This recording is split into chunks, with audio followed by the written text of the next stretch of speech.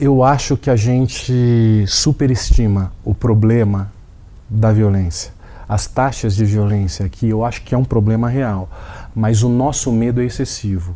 E o nosso medo, às vezes, nos paralisa e nos impede de observar a coisa com um olhar um pouco mais afastado e crítico. Eu acho que tem muitos programas de televisão, isso no Brasil inteiro, sensacionalistas que tratam 3 horas por dia sobre o problema do crime. É um problema social grave, é isso que eu estudo, é sobre isso que eu estou falando. Mas, da forma Você está dizendo que a dimensão que se está dando é exatamente maior do que a realidade. Maior do que, por exemplo, a taxa de roubo em Buenos Aires é maior do que em São Paulo. Começa agora Quem Somos Nós? O programa para quem tem prazer em conhecer. Uma parceria Eldorado FM e Casa do Saber. Apresentação Celso Loduca.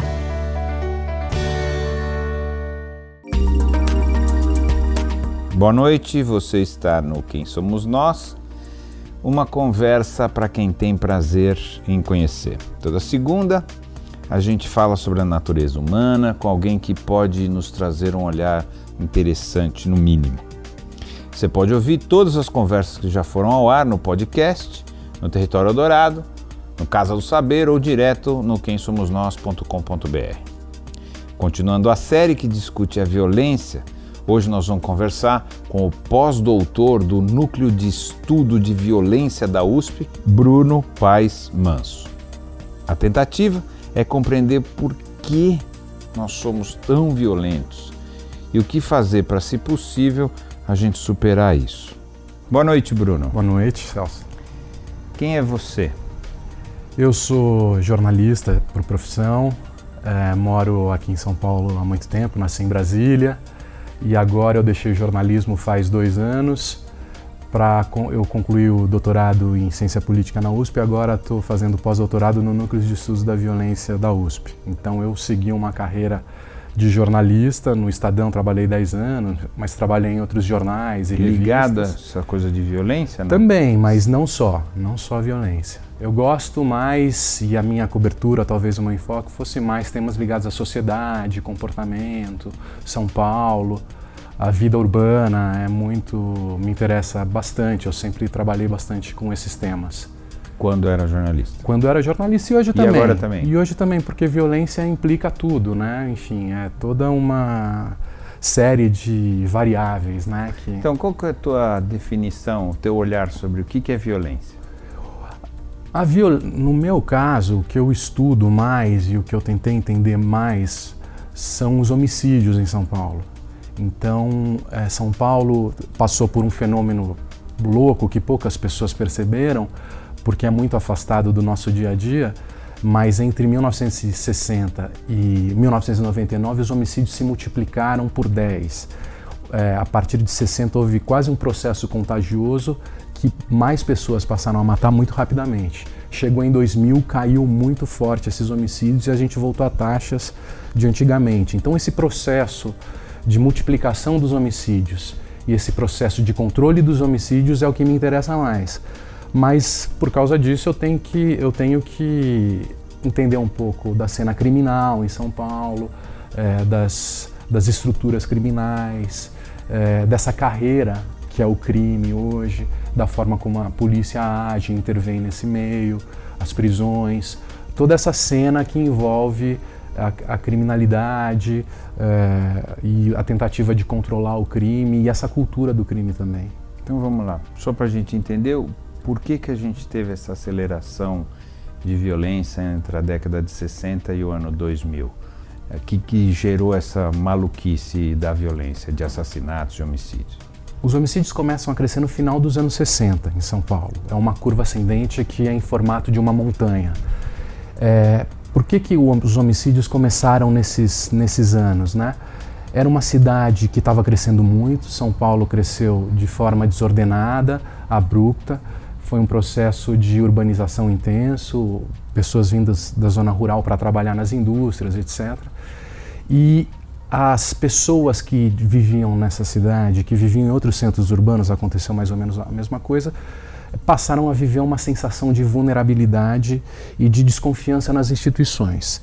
Na Cidade Média, São Paulo, quando era uma cidade nos anos 50, 40, 30, os homicídios e os homicidas eram os grandes vilões. Eles eram as pessoas que matavam dentro de casa, os corpos apareciam dentro de casa, eram crimes passionais, envolvendo briga de marido, mulher, o estilo de homicídio do Nelson Rodrigues, envolvendo explosões de ódio, essas coisas.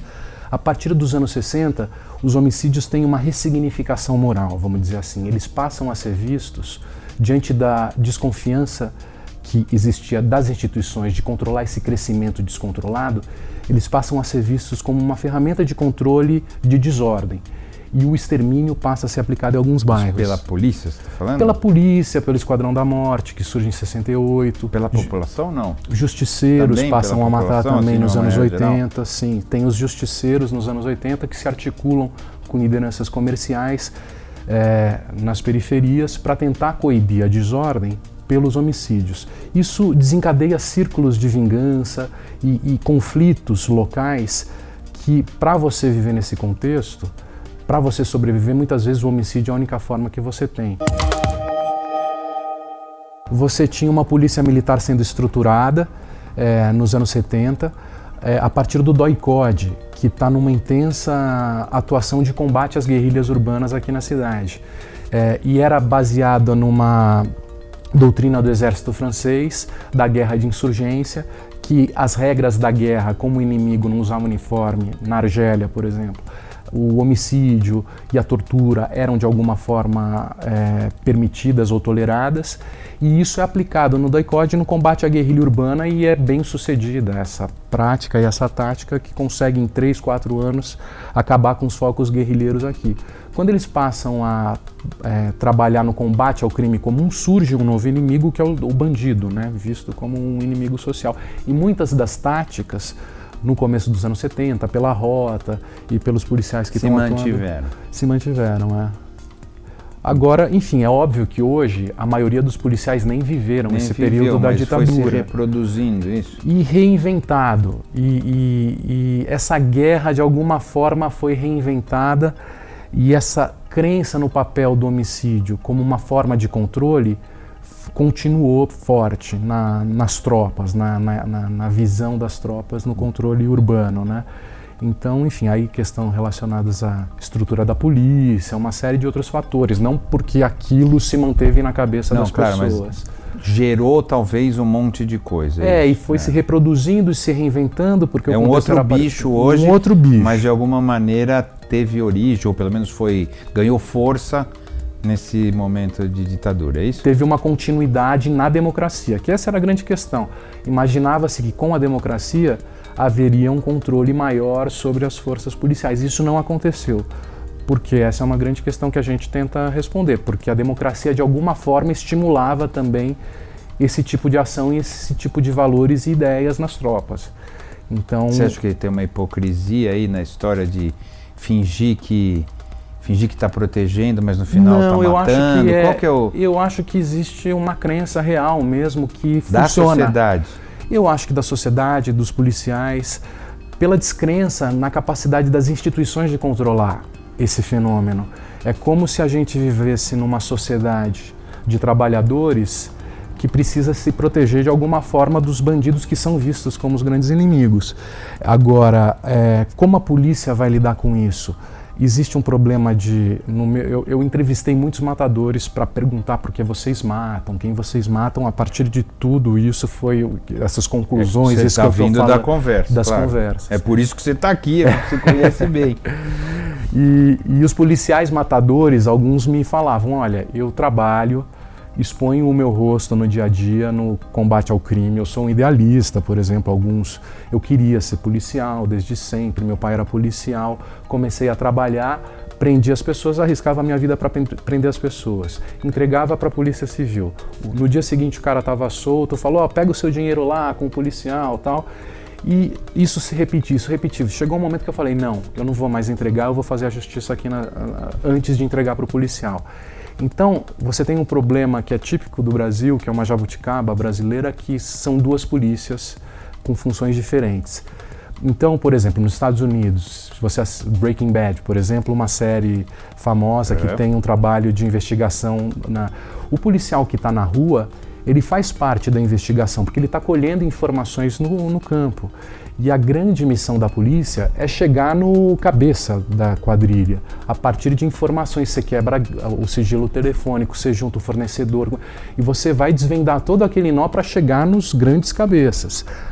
Então, se um policial lá prende um garoto de 17 anos, vai ser uma peça num quebra-cabeça a ser montado que toda a corporação tem interesse em montar.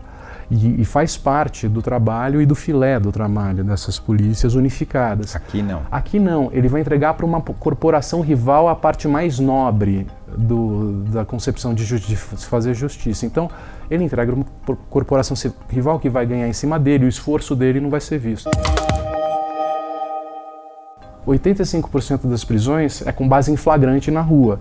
Então, basicamente é assim que se faz as prisões, ou pelo 90, ou por uma revista, um flagrante, etc.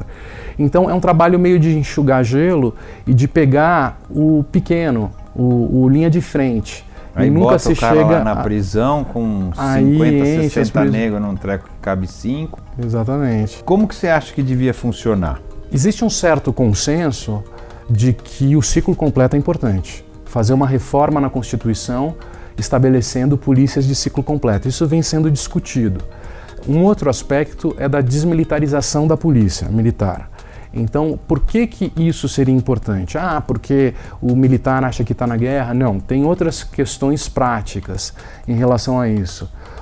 A gestão militar é uma gestão voltada para a guerra, no sentido de que o coronel, o general, quando ele toma uma decisão, que é uma decisão que tem que ser cumprida imediatamente, envolve riscos de vida para toda a tropa e questões estratégicas importantes, ele não pode ser contestado e obedecido. Caso isso aconteça, ele dá corte marcial, enfim, uma série de problemas. Então, a hierarquia militar é uma hierarquia muito rígida, que é voltada para essa situação de guerra.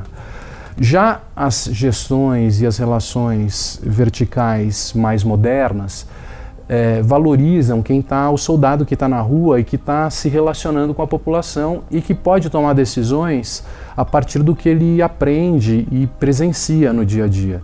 E esse soldado e a opinião desse soldado e as decisões desse soldado, de alguma forma, deveriam ser mais bem valorizadas. Só que isso emperra, de alguma forma, a gestão militar. E essa agilidade de gestão fica impedida. Então, a desmilitarização da polícia é muito mais nesse sentido de modernizar a gestão, no sentido de aproximar a polícia dos cidadãos. Isso facilitaria de alguma forma esse tipo de trabalho. O que você acha que criou esse fosso assim, entre o policial e as pessoas? Eu acho que... Porque no final o policial também mora todo mundo junto, mais ou menos todo mundo, né? Sim, sim. Poderiam ser os caras que poderiam ser amigos de futebol, sim, né? Por que assim, criou essa... Eu acho que, por exemplo, eu sou de classe média, moro em região central aqui de São Paulo, e a minha relação com a polícia é outra. Eu não tenho problema no dia a dia com o policial, eu acho eles muito educados, comigo nunca tive nenhum tipo de problema. Eu acho que muda o software do policial, e aí nesse caso eu já tive algumas experiências leves, nada comparado com quem tem de fato esse problema, muda o software do policial quando ele suspeita que você é um bandido. Aí é como se você fosse um outro público, como se a cabeça dele mudasse e aí você não tem direito a ter direitos e ele tem direito a tudo. Eu acho que a diferença é mais essa. É uma cultura, de alguma forma, de uma batalha, de uma guerra, de que a vida dele está em risco. Até está em risco. E está em risco, de fato, é verdade. E isso depende, inclusive, se ele está na periferia, se ele percebe que o cara é trabalhador, vai ser uma relação. Agora, se ele chega acuado e suspeita que de repente o cara usa boné, usa um determinado tipo de bermuda, aí a relação é outra. Então, eu acho que esse fosso existe entre alguns grupos. E a polícia e a dificuldade da polícia é lidar com quem descumpre ou quem ela vê como descumpridor da lei. Isso, inclusive, nas manifestações.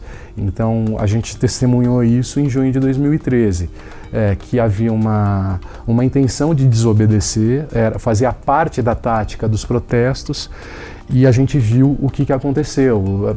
Gente ajoelhada tomando tiro na cara, tal, de calibre 12 com bala de borracha.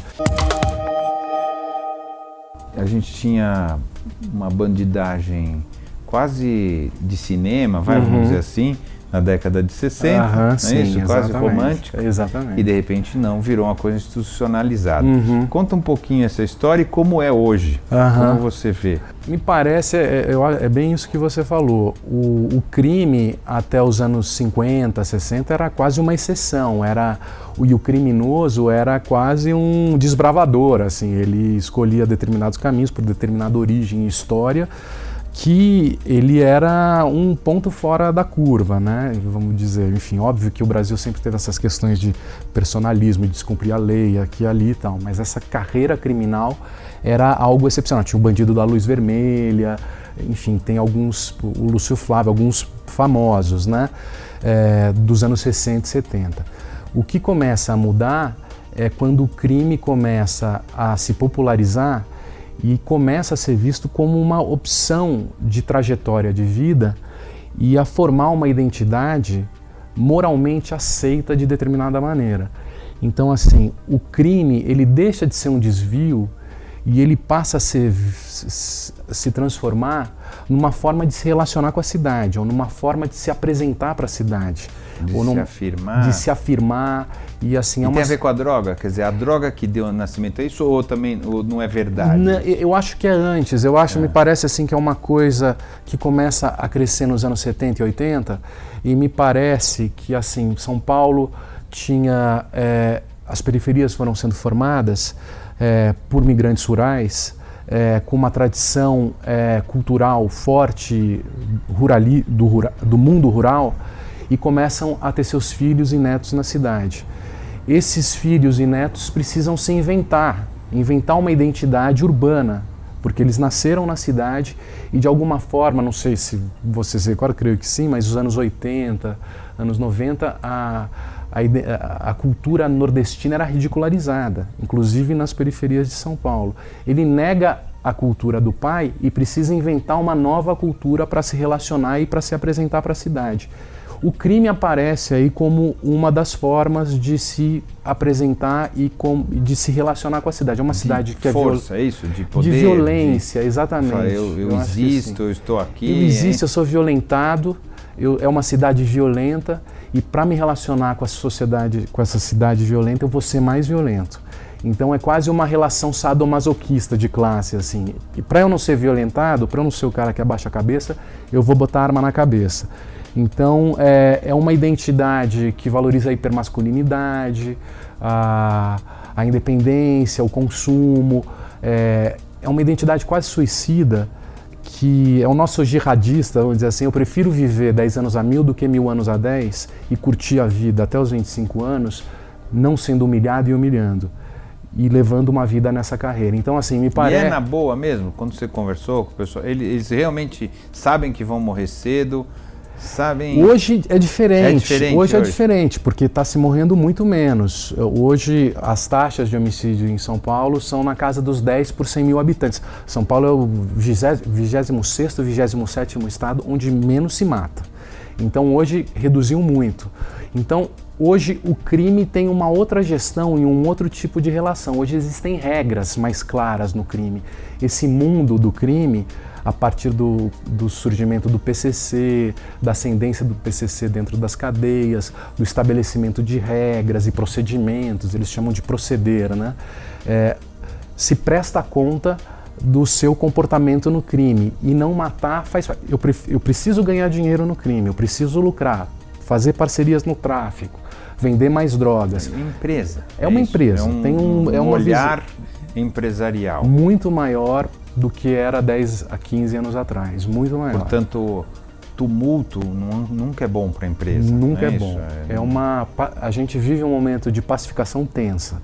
Então a gente, ao mesmo tempo que reduziu muitos homicídios, a gente tem outros desafios. Mas aumenta o poder de inserção das instituições criminosas, não é isso? Exatamente. Não? E é porque eles têm esse poder que está mais pacífico, é isso? Também, exatamente. É assim que eu tenho que entender? Eu acho que sim.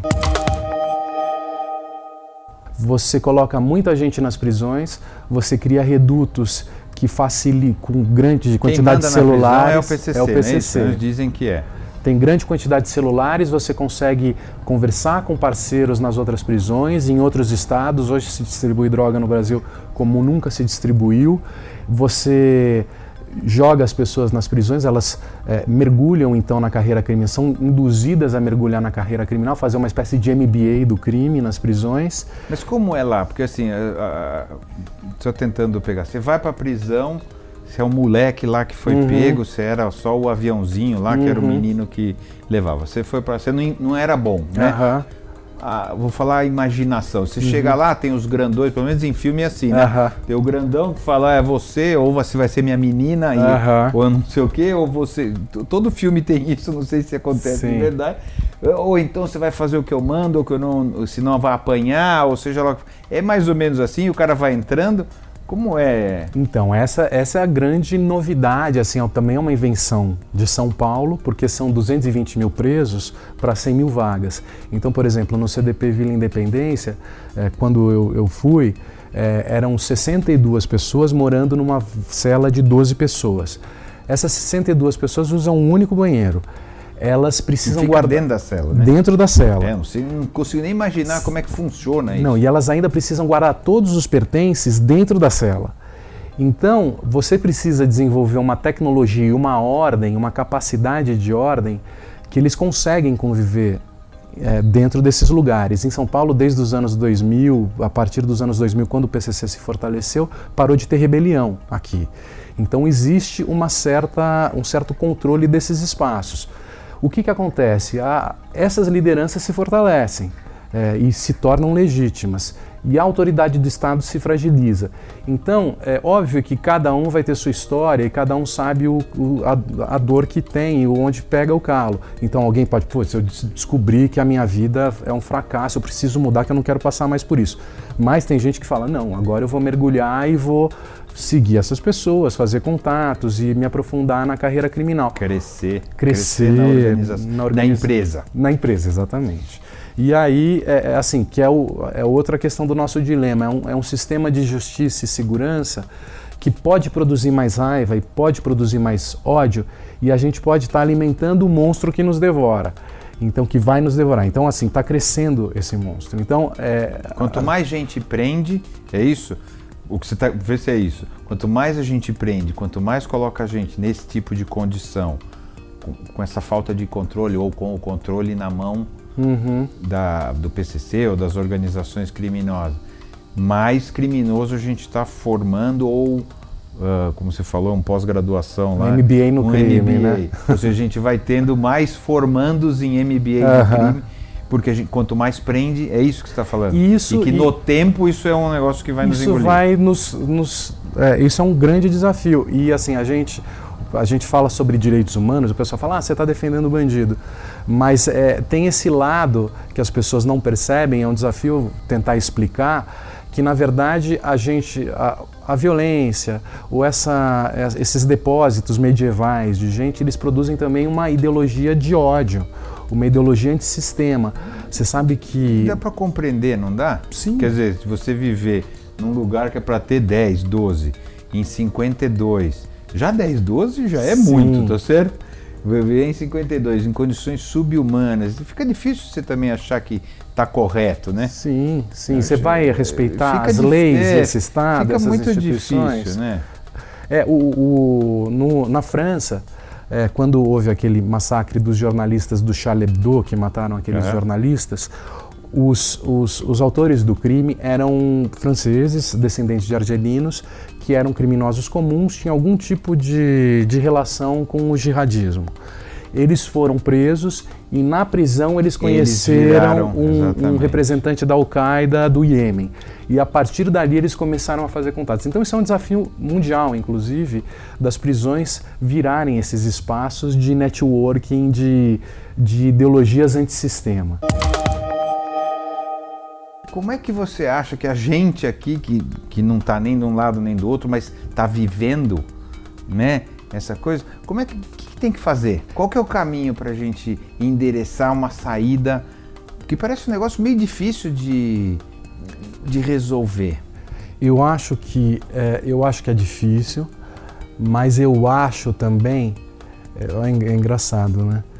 Mas eu acho que a gente superestima o problema da violência. As taxas de violência aqui, eu acho que é um problema real, mas o nosso medo é excessivo. E o nosso medo, às vezes, nos paralisa e nos impede de observar a coisa com um olhar um pouco mais afastado e crítico. Eu acho que tem muitos programas de televisão, isso no Brasil inteiro, sensacionalistas que tratam 3 horas por dia sobre o problema do crime. É um problema social grave, é isso que eu estudo, é sobre isso que eu estou falando. Mas, da forma Você está dizendo que a dimensão que se está dando é exatamente maior do que a realidade. Maior do que, por exemplo, a taxa de roubo em Buenos Aires é maior do que em São Paulo. A taxa de roubo por 100 mil habitantes em Buenos Aires é maior do que em São Paulo. Na Cidade do México também. Então, é coisa que quando você sabe, você fica surpreso, né? Então, tem aqueles nomes, o que? Um é roubo com arma tem outro nome. Eu não sei, você está falando de qual? De roubo. Roubo é roubo com arma. Com arma, porque tem o furto tem também. Furto, que não é. Furto, né? Eu acho assim, então eu estou colocando isso, tem essa questão da gente apostar muito na polícia e partir muito para essa questão do isolamento. São Paulo foi construída muito em cima desse medo, a partir os shopping centers são resultado disso, os condomínios fechados, os apartamentos, os carros. Foi uma cidade que cresceu a partir dessa sensação de medo e dessa tentativa de evitar o risco, né? De se misturar e tal. E uma das discussões sobre segurança pública é o papel de se ocupar as ruas e de se ocupar as cidades e de se conviver nas cidades, nas ruas da cidade, para diminuir a sensação de segurança e para lidar com a diferença de uma forma menos opressiva e traumática, vamos dizer. Isso passa por transporte coletivo, passa por bicicleta, passa por praças, passa por shows nas ruas, passa por um costume de encontrar as pessoas. De convivência e de... Eu, por exemplo, eu sempre falo isso, eu bato aqui na madeira, mas eu nunca fui assaltado em São Paulo. Então, e eu tenho um amigo grego que ele estava fazendo pós-doc lá no Neve, ele se sente super seguro em São Paulo. Ele falou que Buenos Aires para ele é muito pior. Ele tem muito mais medo de andar em Buenos Aires do que em São Paulo. Então, mas a gente sempre acha que quando a gente está em outra cidade é melhor do que a nossa. Também tem exatamente. Mas ele é grego, ele tava a então experiência tanto faz. Mas ele andava de ônibus. Enfim, também não é nenhuma visão romântica ou ingênua, mas assim, no fundo a gente tem que encarar isso talvez de uma forma menos traumática e apostar menos na guerra, apostar menos na força e de alguma forma reconstruir esses laços que a gente vem reconstruindo. Eu acho que São Paulo melhorou muito nos últimos 50 anos. Pelo que você está falando, as coisas que acontecem em São Paulo estão indo nessa direção. Estão indo, eu acho que sim. Eu acho que São Paulo, por exemplo, é uma cidade em todos os sentidos muito melhor do que há 50 anos atrás. Quando vocês me pediram para escolher as músicas, uma das que eu escolhi, não sei até se vai dar para tocar, é do Racionais MC, que chama Hey Boy. Eu ouvi a primeira vez em 1990 e eu era um garoto de classe média que lidava com a periferia na classe média, então o que eu conhecia a periferia eram empregados e garçons, uma coisa bem distante. E quando eu vi essa música, ele fala: Hey Boy, o que você está fazendo aqui? Meu bairro não é seu lugar, você vai se ferir. E para mim, descortinou, eu falei: caramba, que cidade é essa? Quem é esse cara? Como ele me odeia isso? Eu não sou bem visto na periferia, eu não sabia que ele me odiava. Então, assim, e o hip hop nos anos 90 foi importante, eles se diziam como o CNN da periferia, né? Eles revelavam o que acontecia do lado de lá, que a gente conhecia muito pouco, se conhecia tinha medo, ou tinha uma relação profissional de subserviência. Mas é um pouco ainda assim, não é? Mas Quer é dizer, diferente. um pouco não, é bastante assim. Existem Existem várias São Paulos, Existe. várias camadas que nunca se encontram ou pode passar a vida inteira e nunca se encontrar, não é Sem isso? dúvida, sem dúvida. Nós não somos integrados. Mas hoje, por exemplo, em vez dos Racionais, quer dizer, em vez dos Racionais, não, os Racionais continuam firme, mas você tem o Criolo, que é do Grajaú, que ele já transcende periferia e centro. Ele é um cara que tem uma música de vanguarda e não é o cara da periferia contando pra mim como é que é na periferia. Ele é um cara de São Paulo que fala da cidade da mesma forma que o Emicida. Você tem apesar do abismo que ainda separa as duas cidades, e o centro e a periferia, você já tem uma vanguarda cultural vinda da periferia que transcende as classes. E transcende as classes. Então, hoje é uma Tem cidade gente que vê esses caras como traidores, você sabe? Tem. Certo? Estão traindo a periferia, se venderam. Tem bem. Né? Quer dizer, faz parte, você né? tem um olhar bonzinho, que é o lado de cá. Tem gente olhando lá e fala, esses caras traíram, se venderam. Sim, Quem você acha que nós somos? Nós, humanidade, nós, sociedade, dentro desse olhar, dentro dessa tua especialidade? Eu acho que a gente é uma cidade muito nova, imatura, com talvez adolescente, que ainda tem muitos hormônios e ainda é mal resolvida com o seu passado, com a sua história de vida, que não se aceita ainda, não se descobriu. Então eu acho que é uma cidade que não sabe lidar com seus conflitos e com as suas diferentes populações e com as suas diferentes histórias e culturas, enfim. A gente tem 400 anos de história de escravidão, a gente tem problemas sérios com isso. É uma cultura europeia misturada com uma cultura africana e indígena, que talvez a gente tente renegar essa cultura africana e indígena, e talvez a gente busque ser algo que a gente não é. A gente quer ser os Estados Unidos, quer ser a França, quer ser a Inglaterra, mas a gente não sabe quem a gente é. Então, eu acho que é uma sociedade imatura, é uma sociedade adolescente, que ainda precisa muita psicanálise para se resolver. Eu acho que precisa se entender. Assim, então, quando amadurecer, vai ficar bom. Eu acho que você tem esse grau de esperança. Eu acho que só a partir da gente se compreender, a partir do momento que a gente se compreende, se entende, compreende inclusive a nossa origem, nossa história, os nossos conflitos e de alguma forma perdoe, né, tudo que a gente já viveu e passe a aceitar como sociedade e descobrir quem a gente é. Quem a gente é? Eu acho que, enfim, eu acho que é uma sociedade misturada. Eu acho que é uma sociedade com 3 povos e com 3 culturas muito fortes.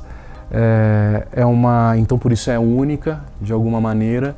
Ao mesmo tempo, é uma sociedade que tem uma unidade, né? O Brasil, a gente tem um povo que se acha brasileiro, a gente se enxerga como uma unidade. E que de alguma forma lida com as emoções e com a lei de uma forma diferente que a Europa. Ou para a gente valorizar as emoções individuais é importante, né? Isso parece ser uma coisa bem típica brasileira. Você sabe que uma vez eu estava vendo um filme no Sesc Pompeia que perguntavam para diferentes povos o que é felicidade para você. Eles perguntavam, eu vi só um trechinho, eu estava passando na porta, assim, mas eu vi uma cena que eu falei, putz, isso diz muito sobre a gente, sobre o Brasil. Perguntavam para o brasileiro, o que é felicidade? Ele tinha que fazer gestos e mostrar de alguma maneira o que representava. Aí o brasileiro ele põe um disco de samba na vitrola, no talo, e começa a sambar em cima do sofá da casa dele e tal, e dançar e tal. E aí perguntam para o japonês, o que é felicidade para vocês? Ele começa a fazer Tai Chi Chuan, zen, completamente lento e tal. Então a gente, é engraçado que a gente ainda tem essa Euforia e essa crença de que talvez o objetivo são os picos, né? A felicidade é alguma coisa extrema, né? O gozo, é o gol, é o auge. Sendo que talvez a gente tenha a caminhar nesse sentido de, no fundo, a meta é o equilíbrio, de alguma forma. A gente precisa ter uma mentalidade de médio e longo prazo. Eu acho que essa mentalidade de eufórica, meio quase bipolar, é uma mentalidade de curto prazo, como se não existissem 10 anos, né? Fosse amanhã. Tudo é amanhã. Tudo é amanhã. Então, por isso eu preciso... Então, eu acho que, enfim, é uma sociedade adolescente. É uma sociedade que valoriza a balada, que valoriza a festa, que valoriza o orgasmo, que valoriza a droga. São certos símbolos assim que me vêm à cabeça, valoriza o curto prazo ainda. E a gente ainda precisa se assentar, se compreender, amadurecer, para perceber que a gente tem que planejar algo com anos à frente também. Tem uma mentalidade mais de velho, sabe? Uma mentalidade mais de... Madura, exatamente. Maravilha. Você ouviu Quem Somos Nós? Uma parceria Eldorado FM e Casa do Saber. Apresentação Celso Loduca.